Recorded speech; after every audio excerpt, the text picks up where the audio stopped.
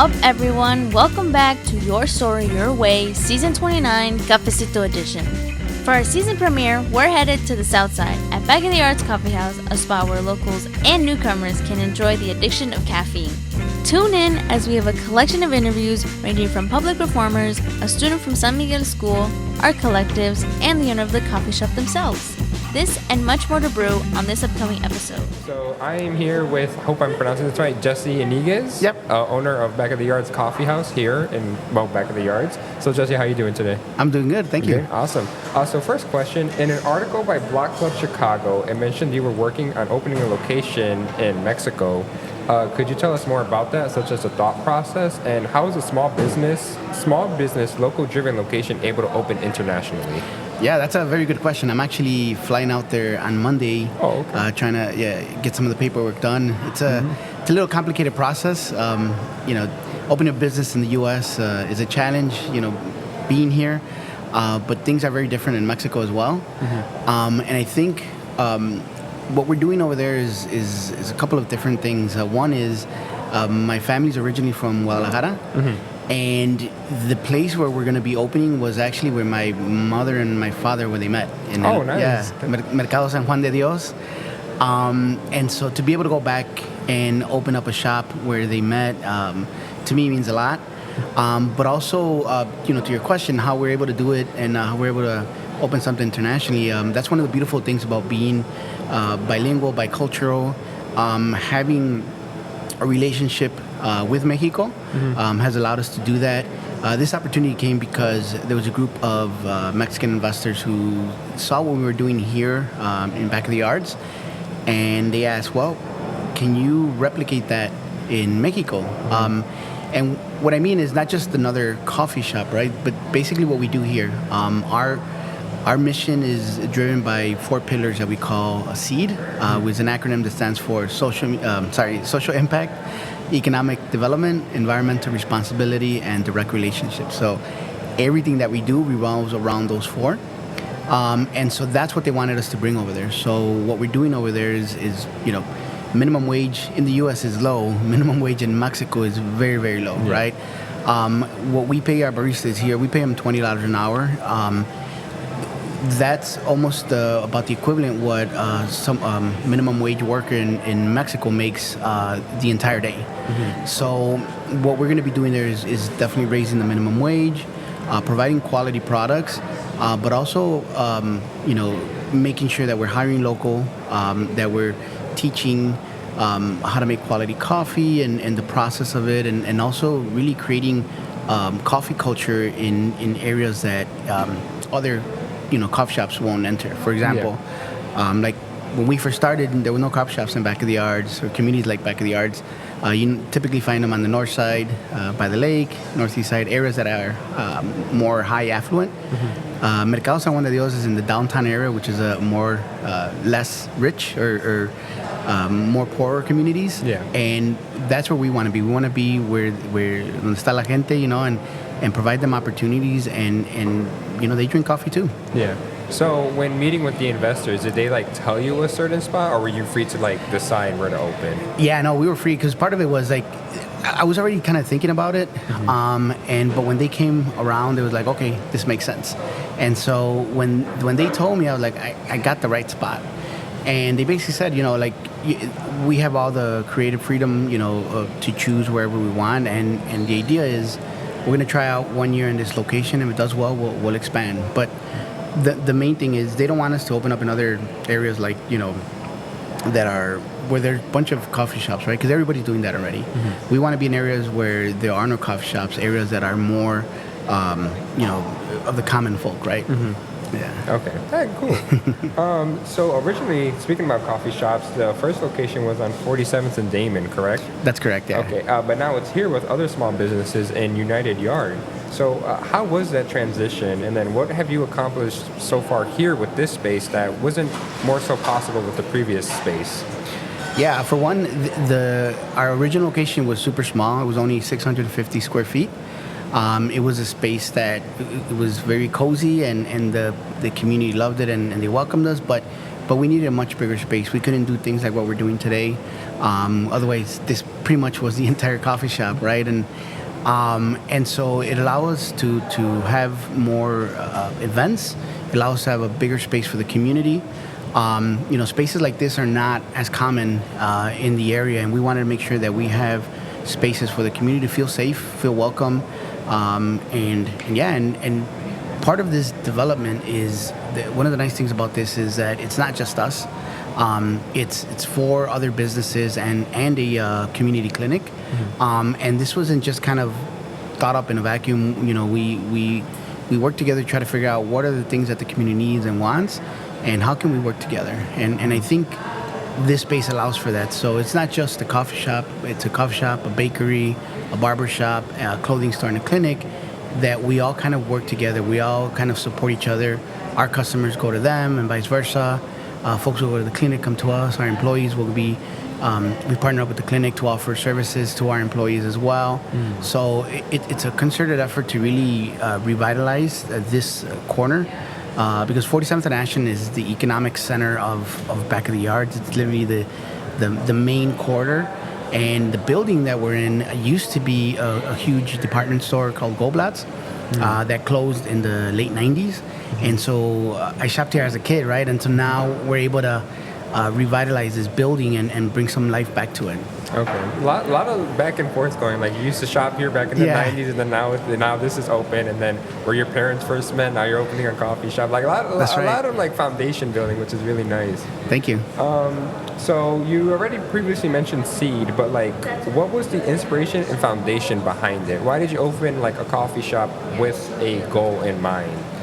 Yeah, I think we wanted to do things different. I mean, there's a lot of great coffee companies and coffee shops in Chicago and the U.S., and we didn't want to just do something else or repeat what was already being done.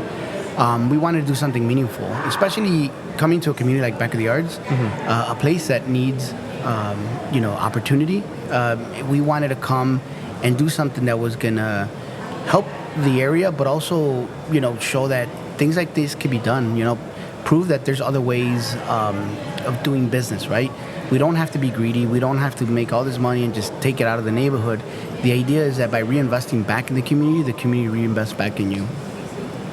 Awesome, Yeah. Nice, thank you. And then, so what does giving back to the community mean to you? Well, to me, I was born and raised here in Back of the Yards, and part of the reason why I'm even doing this was because there was people that took an interest in us and who invested in us, and I think to me, giving back is that now that I've had the opportunity to really enjoy success because of the folks that supported me. It's now it's my turn to really give back by sharing the wealth and the knowledge that I've accrued throughout the years, and now I use this as a vehicle. We like to educate. We like to show that there's other ways of doing business, right? And that if we can do it, so can others, with the right resources, of course, and the right support. And that's one of the things that we want to do. Paying $20 an hour to me is huge, because minimum wage in Chicago is just over $15. Sub-minimum wage for workers or tip workers is even less, right? And so for us to be able to afford to pay $20 an hour, it's proving that we don't have to make money off the backs of workers, that we can bring them in as partners and ensure that they have a livelihood as well. Yeah, good. Awesome, thank you. And then hopefully my sources are correct on this, but in an article by the University of Chicago, it said that you opened the coffee shop back in the 2000s. Yeah. And that it stated that it was forced to close due to the economic recession. What have you learned from those events, and how does the Back of the Yards Coffee House support itself during these tough times? Yeah, well, the first coffee shop I opened was under the idea of that if you build it, they will come. But that's really not the truth, right? There's a lot that goes on into open up any business, right? You really have to do your research, know your product, know your services, and also know the area that you're building in.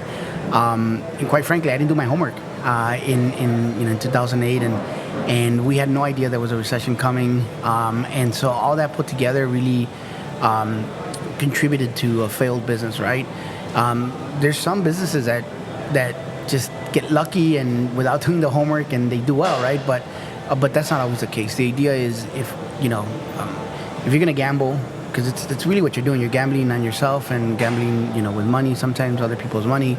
You have to make sure that you're doing your homework and that you're doing everything to know what can shift one way or the other, right? And I think that's what we've learned, and that's what we've done differently this time.